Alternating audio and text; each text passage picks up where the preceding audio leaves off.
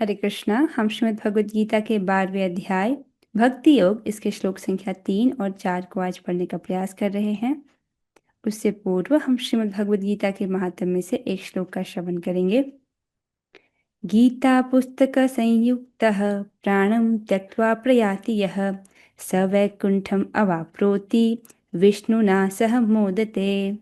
जो प्राण त्यागते समय श्रीमद् भगवद गीता के पवित्र ग्रंथ का स्पर्श किए रहता है वह वैकुंठ की प्राप्ति करेगा तथा परम भगवान विष्णु की संगति में आनंद पूर्वक निवास करेगा। ये तो आसान है और बहुत बहुत सुंदर है। अपने घर में भगवद गीता का ग्रंथ अवश्य होना चाहिए। ठीक है, यहाँ पर क्या बोल रहे हैं? बस प्राण त्यागते वक्त गीता का स्पर्श हुए हो उसको वैकुंठ की प्राप्ति होती है। बहुत सुंदर है ये। आइए हम आज के श्लोक की ओर बढ़ेंगे। तो पिछले श्लोक में भगवान ये स्पष्ट कर देते हैं कि जो भगवान के भक्त हैं, जिनका मन भगवान में ही आवेशित रहता है, जो किसी न किसी सेवा के माध्यम से भगवान से ही युक्त रहते हैं, वो अधिक श्रेष्ठ हैं, ऐसा भगवान का मत है। अब हाँ, तो आज के श्लोक में भगवान जो निर्विशेष की उपासना करते हैं उसके संबंध में बोल रहे हैं। तो पहले हम श्लोकों की कुछ आवृत्ति करेंगे। जो भक्त गाना चाह रहे हैं वे हाथ खड़ा कर सकते हैं। ठीक है, रेणुका माता जी आप गाइएगा। ये तो अक्षरम अनिर्देश्यम ये त्वक्षरमनिर्देश्यम् अव्यक्तम पर्युपासते अव्यक्तं पर्युपासते सर्वत्र गम अचिन्त्यम च सर्वत्र गम् अचिन्त्यं च कूटस्थम अचलम ध्रुवम कूटस्थम् अचलं ध्रुवम् सन्नियमेन्द्रिय ग्रामम सन्नियमेन्द्रियग्रामम् सर्वत्र समबुद्धयः सर्वत्र समबुद्धयः ते प्राप्नुवन्ति मामेव ये ते प्राप्नुवन्ति मामेव सर्वभूतहिते रताः।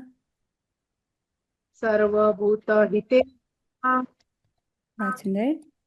कौन गाएंगे अभी? महाकवि चैतन्यदास प्रभु जी। ये तो अक्षरम अनिर्देश्यम ये अक्षरम् अनिर्देशम् अव्यक्तम पर्युपासते अव्यक्तं पर्युपासते सर्वत्र गम अचिन्त्यम च सर्वत्र गम् अचिन्त्यं च कूटस्थम अचलम ध्रुवम कूटस्थम् अचलं ध्रुवम् सन्नियमेन्द्रिय ग्रामम सन्निय इन्द्रियं ग्रामम् सर्वत्र समबुद्धयः सर्वत्र सम्बुद्धया ते प्राप्नुवन्ति मामेव ते प्राप्नुवन्ति मामेव सर्वभूतहिते रताः। सर्वभूतहिते रताः। बहुत सुंदर। श्री भगवान क्या कह रहे हैं श्लोक में? भगवान कहते हैं, लेकिन जो लोग अपनी इंद्रियों को वश में करके तथा सबों के प्रति समभाव रखकर परम सत्य की निराकार कल्पना के अंतर्गत उस अव्यक्त की पूरी तरह से पूजा करते हैं, जो इंद्रियों की अनुभूति के परे है, सर्वव्यापी है, अकल्पनीय है, अपरिवर्तनीय है, अचल तथा ध्रुव है, वे समस्त लोगों के कल्याण में संलग्न रहकर अंततः मुझे प्राप्त करते हैं। तो यहाँ पर भगवान वर्णन कर रहे हैं जो निराकार की उपासना करते हैं उनको भी अंततः भगवान की प्राप्ति होती है, ये कह रहे हैं। तो समझिए इसको। जो लोग अपनी इंद्रियों को वश में करके, तो वो अपनी इंद्रियों को वश में करते हैं, इसका मतलब ये नहीं कि भक्त अपनी इंद्रियों को वश में नहीं करते। भक्त भी अपनी इंद्रियों को वश में करते हैं, लेकिन यहाँ पर अभी निर्विशेषवादी उपासकों की बात हो रही है। तथा सबों के प्रति समभाव रखते हैं और परम सत्य की निराकार कल्पना के अंतर्गत उस अव्यक्त की पूरी तरह से पूजा करते हैं, जो कि इंद्रियों के अनुभूति के परे है।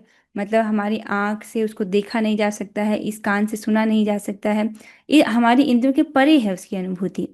और सर्वव्यापी है, अकल्पनीय है, अपरिवर्तनीय है, उसमें कोई परिवर्तन नहीं आता है, अचल है, ध्रुव है और इस प्रकार से ये लोग सबों के कल्याण में संलग्न रहकर अंततः भगवान को ही प्राप्त करते हैं। ठीक है, अन्वय को देखेंगे। ये तो किंतु, किंतु को आप पिछले श्लोक से जोड़िए। पिछले श्लोक में भगवान ने जो भगवान के भक्त हैं, जो भगवान की सेवा में ही युक्त रहते हैं, अपने मन को भगवान में ही आवेशित किए हुए हैं, उनको भगवान ने श्रेष्ठ कहा था। उससे समझिए, किंतु अब जो लोग अ, भगवान की सीधे उपासना नहीं कर रहे हैं, निर्विशेष की उपासना कर रहे हैं, वो लोग क्या करते हैं? इंद्रिय ग्रामम, इंद्रियों को संनियम्य, संयमित कर, सर्वत्र संबुद्धया, सभी वस्तुओं में समदृष्टि से संपन्न होते हैं, सर्वभूत हिते रता, अर्थात और सभी भूतों के कल्याण में रत होकर, अर्थात सभी जीवों के कल्याण में लगे हुए रहते हैं। अनिर्देशम, निर्देश के अतीत, अनिर्वचनीय। अब ये क्या कह रहे हैं? अर्थात जिसको निर्देशित नहीं किया जा सकता। फॉर एग्जाम्पल, यहाँ पर मैं रेणुका माता जी कह रही हूँ, तो मैं रेणुका माता जी कहकर रेणुका माता जी आपको निर्देश कर रही हूँ। ठीक है, तो लेकिन जो अव्यक्त है उसको निर्देश कैसे करेंगे? उसको निर्देश नहीं किया जा सकता। लेकिन मैं यहाँ पर अनीता माता जी कहूँ तो अनीता माता जी समझ नहीं कि मेरा नाम लिया जा रहा है, आप अलर्ट हो गए हो। लेकिन यहाँ पर जो अव्यक्त है वो कैसा है? अनिर्देशम, उसको और अनिर्वचनीय है, उसकी ओर निर्देश नहीं किया जा सकता। अव्यक्तम, प्राकृत रूप आदि से रहित।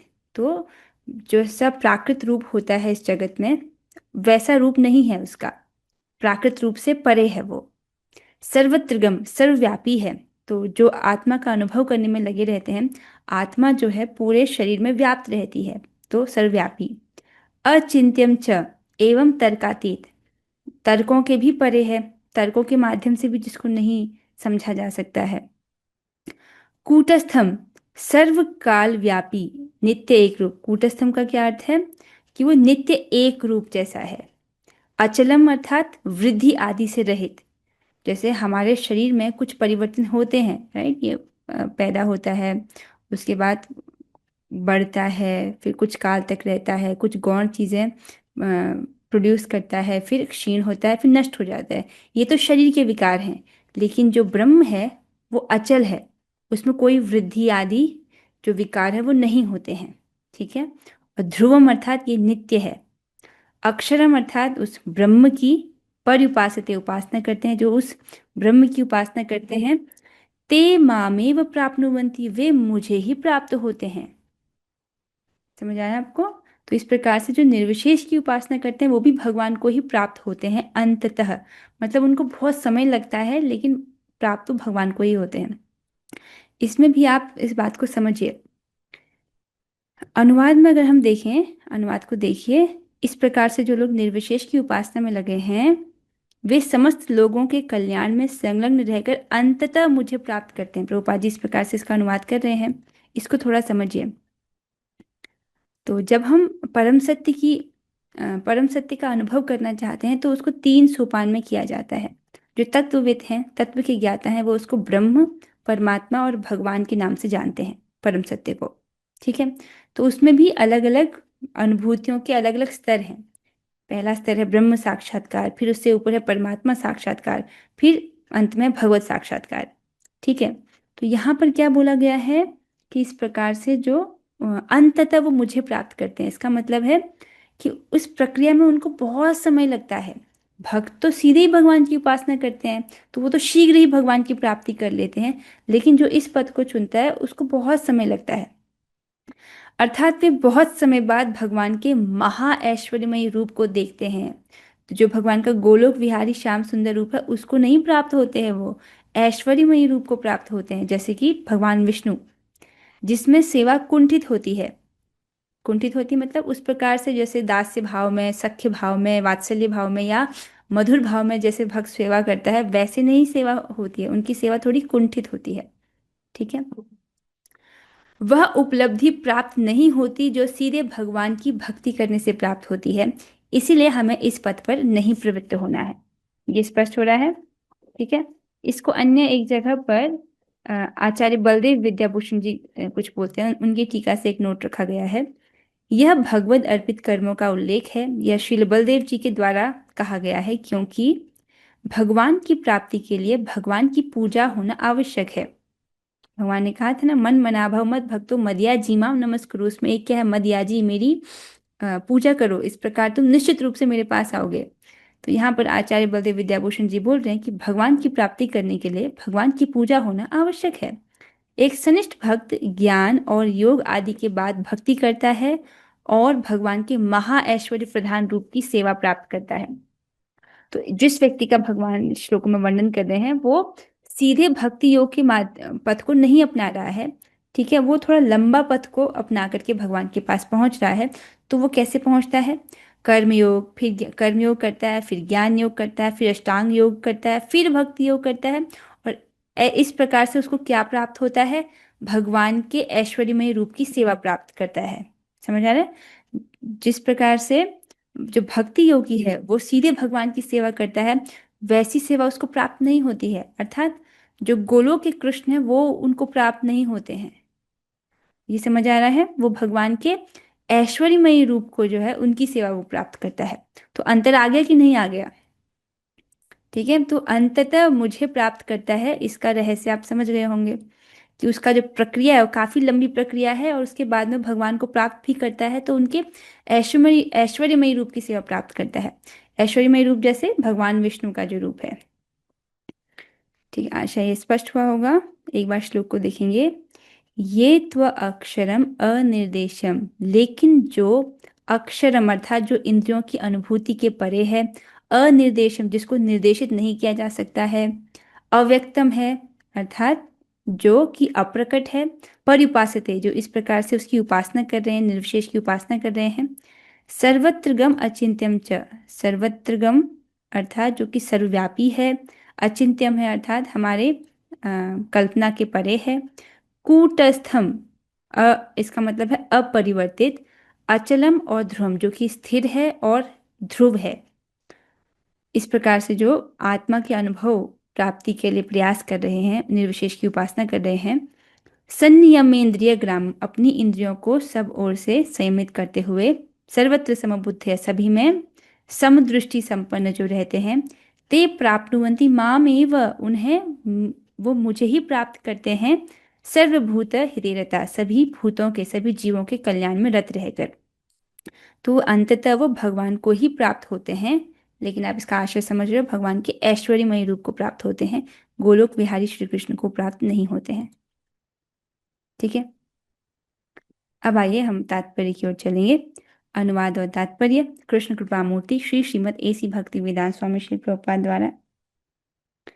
तो प्रभुपाद जी क्या कहते हैं?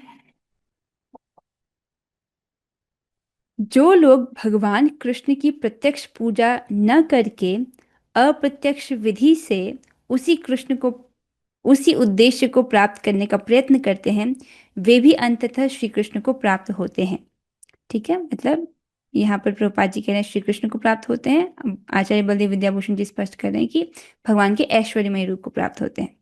तो यहाँ पर दोनों जो आचार्य बात कह रहे हैं वो एक ही बात कह रहे हैं, कहीं ऐसा तो नहीं लग रहा कि दो अलग बात है ना, दोनों एक ही बात कह रहे हैं, अंततः तो भगवान को ही प्राप्त करता है, भगवान के ऐश्वर्यमय रूप को प्राप्त होता है।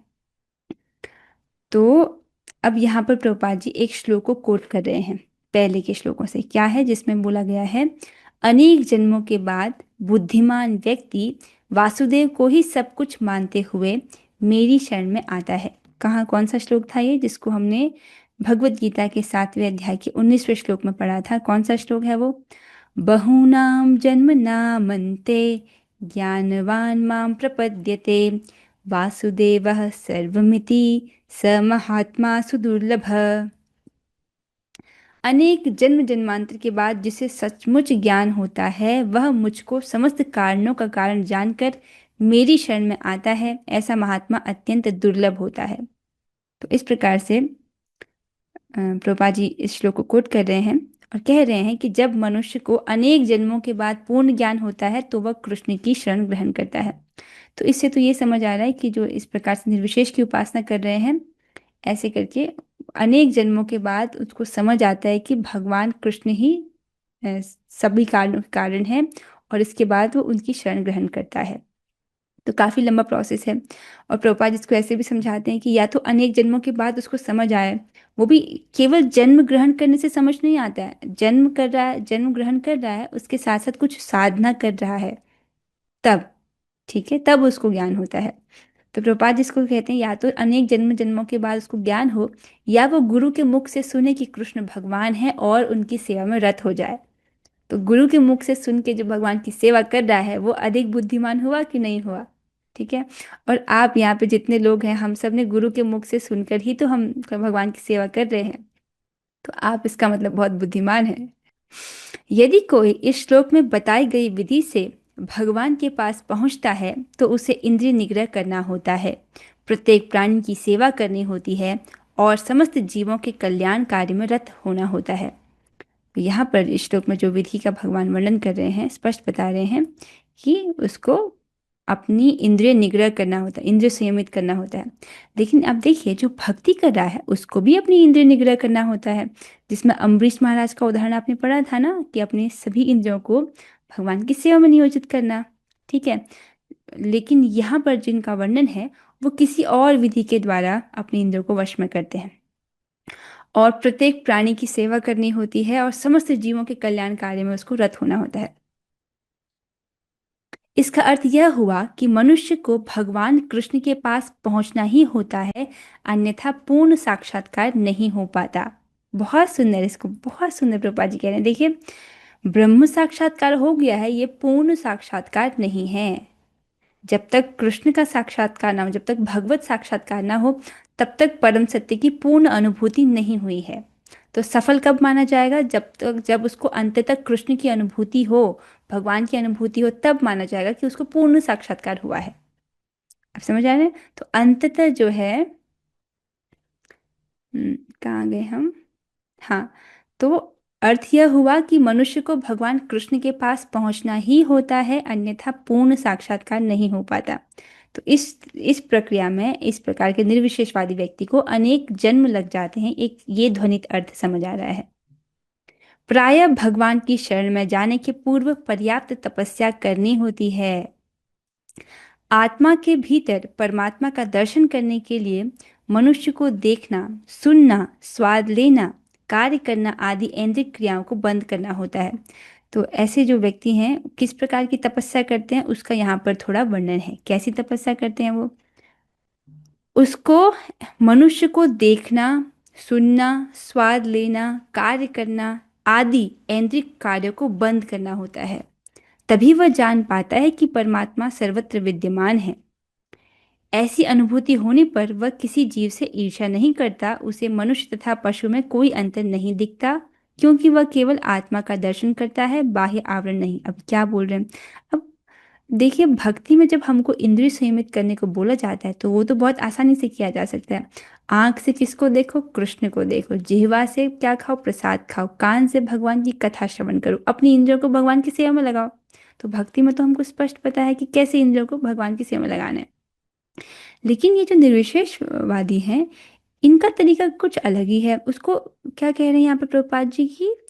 ऐसे व्यक्ति के लिए मनुष्य को देखना, सुनना, स्वाद लेना, कार्य करना आदि जो जो भी इंद्रिय की क्रियाएं उसको बंद करना होता है। अब ये कैसे संभव है कि हम सुने ही ना, कान बंद करके बैठ जाए, आंख बंद करके बैठ जाए? ये कैसे किया जा सकता है? पर खैर वो लोग करते हैं। तो आप समझ रहे हैं, उनका जो विधि है वो बहुत कठिन है ना? कैसे कान बंद करके कैसे हमेशा हम रह सकते हैं? तो उनको प्रभुपाद जी कह रहे हैं कि ये सिर्फ ऐन्द्रिक कार्यों को बंद करना होता है। मतलब जीवा से क्या वो खाना खाना भी बंद कर देते हैं? तभी वह जान पाता है कि परमात्मा सर्वत्र विद्यमान है। ऐसी अनुभूति होने पर वह किसी जीव से ईर्ष्या नहीं करता। तो जब व्यक्ति को ये ब्रह्म साक्षात्कार हो जाता है या निराकार की अनुभूति हो जाती है तो उसको कैसा अनुभव होता है, इसका वर्णन यहाँ पर है कि ऐसी अनुभूति होने पर वह किसी जीव से ईर्ष्या नहीं करता है। ये पहला लक्षण है। ऐसा क्यों? क्योंकि उसे मनुष्य तथा पशु में कोई अंतर नहीं दिखता। तो मनुष्य को देख रहा है, पशु को देख रहा है, उनमें कोई अंतर क्यों नहीं देख रहा? यद्यपि वो ड्रेस देख रहा है बाहर से कि ये मनुष्य रूपी ड्रेस में है, ये कुत्ता रूपी ड्रेस में है, लेकिन वो सबके भीतर केवल आत्मा का दर्शन करता है, बाह्य आवरण नहीं। ठीक है। लेकिन सामान्य व्यक्ति के लिए निराकार अनुभूति की यह विधि अत्यंत कठिन सिद्ध होती है। तो समझ आ रहा है? कि सामान्य व्यक्ति जो है उसके लिए इस प्रकार की निराकार की अनुभूति कि ये जो विधि है वो अत्यंत कठिन सिद्ध होती है। ऐसा क्यों बोल रहे हैं? क्योंकि अगर आपको बोल दिया जाए कि आज से आप देखना, सुनना, स्वाद लेना, कार्य करना आदि जो इंद्रियों की क्रियाएं उनको बंद कर दो, तो कैसे करेंगे फिर? आप समझ रहे एकदम से ये समझ ही नहीं आ रहा है कि इंद्रियों की क्रियाएं बंद कर देंगे तो करेंगे क्या। तो इस प्रकार से तो सामान्य व्यक्ति के लिए ये जो विधि है वो अत्यंत कठिन है। तो अब भक्त किस प्रकार से प्रत्याहार करता है, भक्त किस प्रकार से अपनी इंद्रियों को संयमित करता है? तो देखिए, भक्त भी प्रत्याहार करता है, अर्थात भोगों से चित्त को हटाकर भगवान में लगाता है। जैसे कान से भगवान की कथा श्रवण करना, जिह्वा से प्रसाद ग्रहण करना, नाक से भगवान को अर्पित जो फूल है उसको सूंघना इत्यादि, जैसे कि हमने अम्बरीश महाराज जी के प्रसंग में पढ़ा था। तो अब वहां से आपको समझना होगा। और जो सर्वत्र समबुद्धय है, ये भी भक्त लोग करते हैं। सर्वत्र समबुद्धि अर्थात भक्त भी सर्वत्र समबुद्धि करता है। अब कैसे करता है वो सबको भक्ति देने का प्रयास करता है। ये भक्त ये इच्छा करता है कि सबको जो है भगवान की भक्ति प्राप्त हो। ऐसे नहीं सोचते हम कि ये मेरा दुश्मन है तो इसको भक्ति नहीं मिलनी चाहिए, ऐसी किसी के हृदय में इच्छा नहीं आती है। यही इच्छा है कि सब जो है भगवान के भक्त बने, सबका कल्याण हो। ये भक्ति के द्वारा ही व्यक्ति का परम कल्याण होता है। तो एक आखिरी पॉइंट है कि देखिए, मानव जीवन तो दिव्य तपस्या के लिए है। जैसे यहाँ पर वर्णन आया ना कि तपस्या करनी होती है, तो मनुष्य जीवन क्या है? दिव्य तपस्या के लिए है, ये भोग के लिए नहीं है। 84 लाख योनियां जो हैं उसमें से मनुष्य योनि हटा दी जाए, बाकी सब योनियां भोग की योनियां हैं, जिसमें व्यक्ति अपने द्वारा किए गए कर्मों के फल को भोगता है। यहाँ तक कि स्वर्ग में जो देवताओं के शरीर हैं वो भी भोग योनियां हैं, उसमें कर्म की सृष्टि नहीं होती है। ठीक है, वो अपने कर्मों के फल का भोग करते हैं। लेकिन मनुष्य योनि ऐसी है जिसमें व्यक्ति तपस्या कर सकता है, और मनुष्य की जो आयु है बहुत लंबी भी नहीं है। जैसे ब्रह्मा जी हैं, अब ब्रह्मा जी गोलोक वृंदावन जाना चाहें तो उनको पूरी अपनी कितनी आयु, 50 वर्ष ब्रह्मा जी के बीत चुके हैं, 50 वर्ष और उनको अपनी आयु के इंतजार करना पड़ेगा। ठीक है, उनका टिकट बहुत बहुत देरी में है। लेकिन वही एक मनुष्य को उससे अधिक बेनिफिट दिख रहा है कि नहीं दिख रहा है? कि मनुष्य की थोड़ी सी आयु है, अगर उसमें भक्ति कर ले तो बहुत जल्दी भगवत धाम की प्राप्ति कर सकता है। तो मनुष्य जीवन दिव्य तपस्या के लिए है, जिससे हृदय शुद्ध होगा। तो ऐसी दिव्य तपस्या करेंगे तो क्या होगा? इससे हमारा चित्त, हमारा अंतःकरण वो शुद्ध होगा। अब हृदय शुद्ध होगा तो भक्ति का असीमित सुख प्राप्त होगा। भक्ति बहुत सुखमय है। परम पूज्य श्री रूप गोस्वामी महाराज कहते हैं, वो अपने अनुभव से कहते हैं, क्या कहते हैं? जब मैं एक बार कृष्ण नाम सुनता हूँ तो मैं चाहता हूँ कि मेरे करोड़ों करोड़ों कान हो ताकि मैं इसके माधुर्य का आस्वादन कर सकूं, और मेरे करोड़ों जिह्वा हो ताकि मैं एक नाम का आस्वादन कर सकूं। तो सोचिए कितना मीठा होगा ये नाम कि रूप गोस्वामी महाराज इस प्रकार की प्रार्थना कर रहे हैं। 3 प्रकार के सुख बताए गए हैं शास्त्र में। एक तो है विषय भोग का सुख। ठीक है, तो विषय भोग का सुख तो आपको पता ही है, जलेबी तो सबने खाई है। अर्थात जो इंद्रियों के माध्यम से, भौतिक इंद्रियों के माध्यम से व्यक्ति जो सुख ग्रहण करता है, विषय भोगों से जो सुख लेता है, तो यह है विषय भोग का सुख। दूसरी प्रकार का सुख क्या है? निर्विशेष ब्रह्म का सुख। ठीक है, और तीसरा सुख कौन सा है? भक्ति का सुख। ठीक है, अब विषय भोगों का सुख तो हमको नहीं चाहिए। इतना श्रवण करके हमको समझ आ गया है कि जो विषय भोग है वो कष्ट के कारण है, क्योंकि व्यक्ति भोगों में पड़ता है, किसी भी भोग को कर रहा है तो उससे उसकी वासना जो है उसके हृदय में और प्रबल हो जाती है, उसकी छाप उसके चित्त में पड़ जाती है, वासना और प्रबल हो जाती है। यदि वासना रह गई तो अगला जन्म निश्चित है। समझ रहे? तो वो समझ रहा है कि विषय भोग जो है उसके कष्ट के कारण है, इसीलिए उसको नहीं स्वीकार करता। तो दूसरा सुख क्या बचा फिर? निर्विशेष ब्रह्म का सुख। तो निर्विशेष ब्रह्म के सुख के विषय में ये बोला गया है कि ये भक्ति के जो सुख है उसका एक बिंदु भी नहीं है, निर्विशेष ब्रह्म का सुख।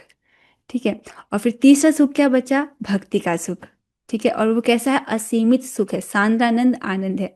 और उसे प्राप्त करने के लिए व्यक्ति को दिव्य तपस्या करनी होती है। ठीक है, दिव्य तपस्या, और जिसमें न नाम सम यज्ञ, न नाम सम तप। तो तपस्या में हाईएस्ट तपस्या कौन सी है? भगवान का नाम लेना। हरे कृष्ण कृष्ण कृष्ण हरे हरे, हरे राम राम राम हरे हरे। कितना सुंदर है ना कि ये तपस्या है, हमको बस जीवा से भगवान का नाम लेना है। पुराने जमाने में, सतयुग के समय में, जब हम पृथु महाराज के का प्रसंग पढ़ रहे थे, तो पृथु महाराज कितनी कठोर तपस्या करते हैं। क्या तपस्या करते हैं वो? जंगल में जाते हैं वो। पहले तो वो पूरे पृथ्वी के राजा होते हैं, सारा राजपाट त्याग करते हैं, जंगल में जाते हैं, वहां पर वो वृक्ष के छाल उसको पहनते हैं। गर्मियों में वो अपनी शरीर को पंचअग्नि से तपाते हैं, और सर्दियों में वो यहाँ तक ठंडे जल में अपने आप को डुबाए रह रखते थे, कंदमूल खाते थे, इस प्रकार की तपस्या कर रहे थे। ये तो हम कलयुग में कर भी नहीं सकते। हमको बोला गया बस आप अपनी जीवा से भगवान का नाम लो। ऐसी तपस्या एक्सपेक्ट की जा रही है जिसको हम कर सकते हैं। कौन है ऐसा जो कहे कि ये भी नहीं हो सकता मुझसे? तो 5 साल का बच्चा भी कर सकता है। तो मनुष्य जीवन ऐसी दिव्य तपस्या के लिए, तो हम जब ऐसी दिव्य तपस्या करते हैं, इससे हमारा अंतःकरण शुद्ध होता है, हमारी इंद्रियां शुद्ध होती हैं, तब जो है व्यक्ति को इस प्रकार का असीमित सुख है वो प्राप्त होता है। कभी कभी जब बहुत अच्छा जब होता है तो भगवान थोड़ा थोड़ा अनुभव दे देते हैं, थोड़ा थोड़ा, जस्ट भक्त, ताकि वो भक्ति में लगा रहे। क्या ब्रह्म ज्योति में विलीन होने के बाद आत्मा फिर से जन्म ले सकती है? ब्रह्म ज्योति में परमात्मा का साक्षात्कार कैसे होगा? आपने बहुत अच्छा प्रश्न पूछा है कि हाँ, इस चीज को थोड़ा सा मैं करेक्ट करना चाहूंगी कि यहाँ पर जब बोला जा रहा है निर्विशेष का अनुभव, तो ये ब्रह्म ज्योति का अनुभव नहीं बोल रहे हैं, ये आत्मा का अनुभव बोल रहे हैं। अच्छा हुआ कि आपने ये प्रश्न पूछा। तो जब ब्रह्म साक्षात्कार हुआ, इसका मतलब आत्मा का अनुभव हुआ। पीछे आइए यहाँ पर। हाँ। ठीक है। अच्छा हुआ कि आपने इस चीज को पॉइंट आउट किया। तो यहाँ पर ब्रह्म का जो साक्षात्कार है, यहाँ पर देखिए, ब्रह्म साक्षात्कार, परमात्मा साक्षात्कार, भगवत साक्षात्कार। ब्रह्म साक्षात्कार में ये नहीं कि हमको ब्रह्म ज्योति का अनुभव हो जाए। ब्रह्म साक्षात्कार अर्थात आत्मा का अनुभव होना। परमात्मा साक्षात्कार में फिर आत्मा का अनुभव जब व्यक्ति को होता है तो उसको एक सुख प्राप्त होता है, एक विशेष सुख प्राप्त होता है, लेकिन वो सुख असीमित नहीं होता है, वो सुख अणु सुख होता है। क्यों? सुख तो होता है लेकिन असीमित नहीं होता। ऐसा इसलिए क्योंकि आत्मा जो है वो अणु है, तो उसका सुख असीमित नहीं है। फिर उससे आगे जाता है व्यक्ति, उससे आगे फिर वो परमात्मा साक्षात्कार को प्राप्त करता है। तो वो देखता है कि यही शरीर है, इस शरीर में मैं आत्मा भी हूँ और इसी शरीर में परमात्मा भी रह रहे हैं। तो परमात्मा का भी अनुभव प्राप्त करता है, तब उसको विशेष सुख की प्राप्ति होती है, असीमित सुख की प्राप्ति होती है। फिर जब वो उससे आगे यहाँ पर वो परमात्मा के विषय में देखता है कि जो परमात्मा है ये तो केवल 2 कार्य करते हैं, उपदृष्टा अनुमंता। लेकिन भगवान जो है उनमें तो उनको बोला गया है कि वो अत्यंत मधुर हैं, उनके बहुत सुंदर सुंदर गुणों का वर्णन है। तो फिर वो इससे आगे जाने का प्रयास करता है, तब वो भगवत साक्षात्कार के लिए प्रयास करता है। एक बार आपके प्रश्न पर आएंगे। आप प्रश्न पूछ रहे हो कि ब्रह्म ज्योति में विलीन होने के बाद आत्मा फिर से जन्म ले सकती है क्या? हम्म जैसा कि वर्णन है, जब आत्मा ब्रह्म ज्योति में विलीन हो जाता है, तब भी उसका अस्तित्व रहता है। क्योंकि इसको भगवान ने पहले ही बोल दिया है भगवत गीता के दूसरे अध्याय के 12वें श्लोक में, कि ऐसा कभी नहीं था जब ये सब राजा लोग नहीं थे, तुम नहीं थे, या मैं नहीं रहूंगा। और ऐसा कभी नहीं होगा कि ये सब राजा लोग नहीं रहेंगे, तुम नहीं रहोगे, मैं नहीं रहूंगा। अर्थात हम हमेशा से थे, हैं और हमेशा रहेंगे। तो आत्मा के पूरे भविष्य के बारे में भगवान ने बोल दिया ना, कि आत्मा का अस्तित्व हमेशा रहेगा, ब्रह्म ज्योति में विलीन होने के बाद भी रहेगा। ठीक है। प्रभुपाद जी कहीं तात्पर्य में ऐसा कहते हैं कि जब कोई ब्रह्म में विलीन होता है तो वहां पर रहता है एक बहुत लंबे समय तक। उसके बाद क्योंकि आत्मा का गुण है सेवा करने का, और वहां पर कोई सेवा नहीं है, इसलिए वो उस जगत में वापस आते हैं, और इस जगत में फिर वो सतोगुणी कार्यों में नियुक्त होते हैं, जैसे कि अस्पताल खोलना, अ, जो दूसरे जीव है उनके कल्याण कार्य में लगे रहना, ऐसे कार्य में वो लोग नियुक्त होते हैं। ठीक है। तो प्रभुपाद जी के तात्पर्य से तो समझ आता है कि हाँ, बहुत लंबे समय तक वहां रहते हैं, फिर वापस से जन्म लेते हैं। ठीक है।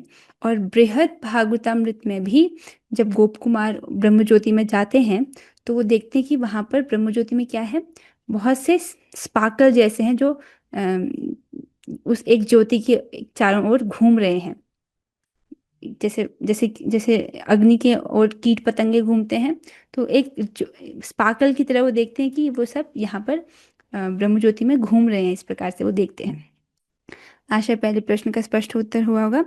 ब्रह्म ज्योति में परमात्मा का साक्षात्कार कैसे होगा? हाँ, ये प्रश्न आपने बहुत सही किया। मुझे लगता था कि ये कंफ्यूजन हो रहा होगा, मुझे भी पहले ऐसा कंफ्यूजन हुआ था कि यहाँ पर भगवान ब्रह्म ज्योति का अनुभव और अपने अनुभव की बात करें, लेकिन ऐसा नहीं है। यहाँ पर प्रश्न ये है कि जो निरंतर ही भगवान की सेवा में लगा रहता है वो अधिक श्रेष्ठ है, या जो ब्रह्म की उपासना करता है, अर्थात जो आत्मा का अनुभव प्राप्त करना चाहता है। तो यहाँ पर ब्रह्म ज्योति का अनुभव नहीं, ब्रह्म का अर्थ है यहाँ पर आत्मा, जो आत्मा का अनुभव प्राप्त करना चाहता है। ठीक है, आशा कि अब स्पष्ट हुआ होगा, तभी आप इस चित्र को समझ पाओगे ना। देखो, जिसको वास्तविकता में अनुभव हो जाता है ब्रह्म का अनुभव, वो क्या करता है, वो सभी जीवों में आत्मा के दर्शन करता है, उनके शरीरों को नहीं देखता है। ठीक है, उससे आगे जब परमात्मा साक्षात्कार होता है तब वो ये देख पाता है कि हाँ, एक ही शरीर है, उसमें जीवात्मा भी है और परमात्मा भी है। तो इस प्रकार से सब में वो परमात्मा के दर्शन करता है। नेक्स्ट लेवल मतलब ब्रह्म अनुभव हो गया, उसके बाद नेक्स्ट लेवल है परमात्मा का अनुभव, और उसके बाद भगवत साक्षात्कार का अनुभव। ठीक है, अब ये स्पष्ट हुआ रेणुका माता जी आपको? अरे रेणुका माता जी है ही नहीं यहाँ पर, जिनका प्रश्न था वो है। माता जी आपको समझ आया? ठीक है, ठीक है, चल, अच्छा कि आपने पूछा है। मुझे भी शुरुआत में ये कंफ्यूजन हो रहा था। तो ब्रह्म का अर्थ आपको ब्रह्म ज्योति नहीं लेना है, ब्रह्म का अर्थ यहाँ पर आपको आत्मा लेना है। ठीक है, अब जो है इस श्लोक पर चर्चा पूरी हुई है, तो इसके साथ जो है हम आज पूरी चर्चा को यहाँ पर विराम देंगे। हम अंत में प्रभुपाद जी से प्रार्थना करेंगे, हम सभी हाथ जोड़ेंगे कि वे हम सभी को कृष्ण भक्ति प्रदान करें और हमें आशीर्वाद दें कि हम अत्यंत प्रीतिपूर्वक भगवान श्री कृष्ण की सेवा कर उनको संतुष्ट कर सकें।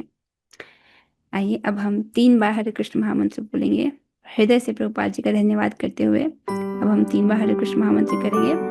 आप सब लोग अपने माइक ऑन कीजिएगा, हम सभी साथ में करेंगे।